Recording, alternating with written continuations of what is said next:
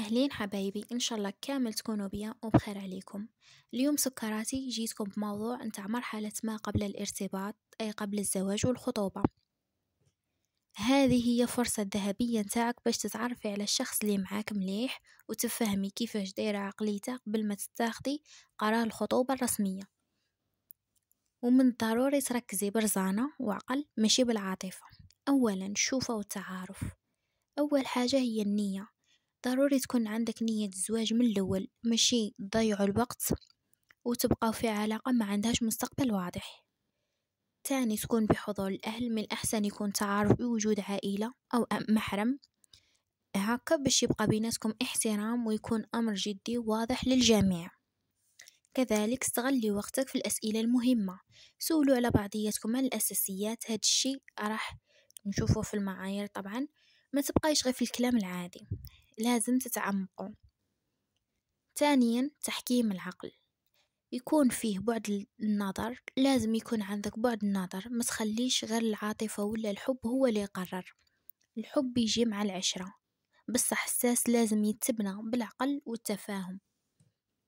الاستشارة، سولي الناس اللي تثقي فيهم كما عائلتك ولا صديق عاقل ولا إمام موثوق على هذا الإنسان. الاستخارة، الاعتماد على الله قبل ما تتخذي أي قرار. صلي الاستخارة وطلبي من الله يختار لك الخير وييسر لك أمورك. والآن نجو لمعايير اختيار الشريك المناسب. وش هما الأساسيات باش تعرفي باللي هذا هو الإنسان اللي تعيشي معاه ولا لا؟ خصك تركزي في هذه المعايير لخطر هي الأساس تاع الحياة الزوجية.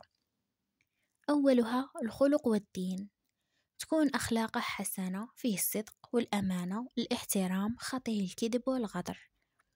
هاد الشي هو الضمان اللي راح يحمي العلاقة من المشاكل الكبيرة. اللي عنده أخلاق ما يظلمش. ثاني الدين والالتزام، يحافظ على صلاته وعنده خوف من الله. فاللي يخاف من الله في نفسه يخاف الله فيك بطبيعة الحال.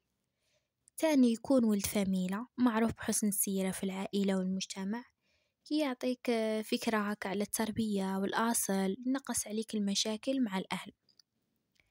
ثانيا التوافق والفهم، تفهم في القيم، وش هي الأفكار المشتبهة والمشتركة زعما في الأمور المهمة، زعما كيفاش ديروا في المصروف، كيفاش تربوا الأطفال، الحدود مع الأهل، باش ما تقعدوش تضيعوا قاع وقتكم في الحياة الزوجية في المدابزة على أساسيات طول حياتكم. لازم يكونوا القيم وتتفاهموا عليهم من الأول. الأهداف المشتركة، واش كي تشوفوا المستقبل بنفس الطريقة ولا لا؟ مثلا في الخدمة، في لي فواياج، السكنة، واش تسكنوا وحدكم، واش تسكنوا مع العائلة، واش يديك مرة في العام تحوسي، واش ما يديك. المهم هادو باش تكونوا فريق واحد وتخدموا على نفس الحلم، ماشي كل واحد وطريقه وكل واحد وأحلامه، لازم تكونوا واحد. كذلك الراحة النفسية، هذه أهم نقطة. واش كي تحسي بالأمان والطمأنينة ملي تكوني مع ذاك الإنسان؟ لخطرش الزواج سكن، الزواج راحة. إذا ما حسيتيش بالسند معاه من الأول غادي تكون الحياة صعيبة. ثالث نقطة المسؤولية وطريقة التعامل. شوفي طريقة حل المشاكل، واش كي يزعف ويتقلق بالخف، واش من تتناقشوا يناقشك باحترام وبهداوة يساعفك في المشاكل. أكيد غادي تصرى، ما كانش هذه حياة زوجية بلا مشاكل ولا، بصح المهم كيفاش تتعاملوا معها بلا ما تخسروا علاقة تاعكم. كذلك تحمل المسؤولية، واش يقدر يخدم على راسه ويتحمل مسؤولية قراراته. في الزواج راه مسؤولية كبيرة، اللي ماشي قد المسؤولية من دركا صعيب باش يولي قدها بعد الزواج. كذلك تعامله مع عائلته، كيفاش يهدر مع والديه خوته، هاد الشي يعطيك فكرة واضحة على طبيعة المعاملة اللي غادي تلقايها فيه، يعني كيفاش غادي هو يتعامل معك نتيا من بعد.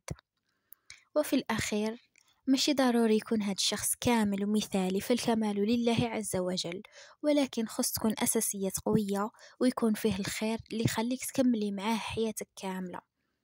إن شاء الله يكون عجبكم الموضوع حبيباتي، ما تنسونيش من الدعم، لايك، كومنت، بارتاج. أحبكم في الله، سلام.